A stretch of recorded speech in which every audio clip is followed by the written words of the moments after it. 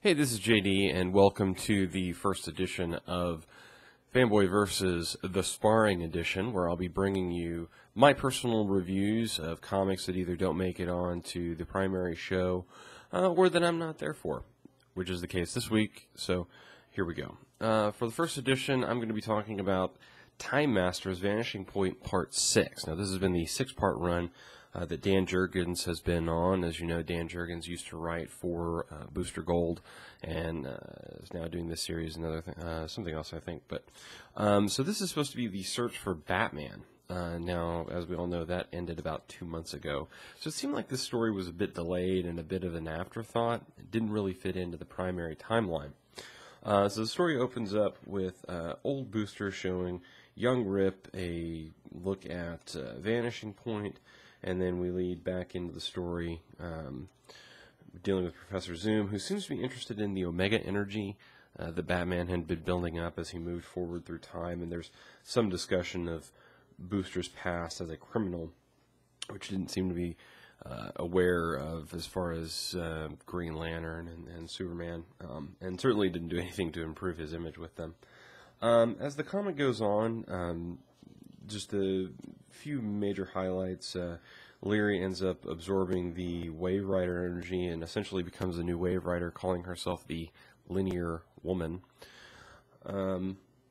Also, altercation with the Black Beetle. Supernova shows up, or is of course part of the group again. And ultimately, Rip figures out that they couldn't find Batman because he hadn't been found yet, so they had to reconstruct Vanishing Point out of an old version of Vanishing Point. Ultimately, in this issue, we find out a few points of resolution, which is essentially that Supernova had been Booster, but not young Booster, but old Booster, Rip's father. So, that he was actually, of course, there to try to help out with the events of the timeline. And we even get sort of a brief glimpse of Booster's mother, so that's sort of exciting. Apparently she's wearing the Gold Star costume, so that's sort of exciting and interesting, although, of course, we still have no idea who she is. The main point at the end, though, is that we're given yet another Rip Hunter chalkboard full of stuff. So highlights, Wonder Woman, Princess of War. There's Shazam with the exclamation points between the letters. Ebenezer Savior, Ask Booster, Captain Cold equals Hero ? Typical of what you expect coming out of the Rip Hunter chalkboard sort of things. I like the story. I think ultimately I was a little bit, again, confused of why this existed. The only thing that gives it any kind of credence is that the end comment is that the story continues in Booster Gold 44 and ultimately Flashpoint 1. So based on what we're seeing on the chalkboard here and seeing the end title, it would seem that this is essentially a bridge from Return of Bruce Wayne into Flashpoint, which helps make this story make a little bit more sense.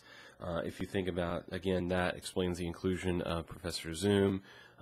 They talk about the 52, which is something that's gone pretty ignored for the most part within the DC universe, is that there are 52 other worlds out there that have basically been ignored since 52 came out. So I may be giving us a hint of what we're seeing in Flashpoint. Flashpoint may very well be a bridge into those other worlds and other timelines, and we may see crossover from that, in particular now that we have a new Linear Woman / Wave Rider.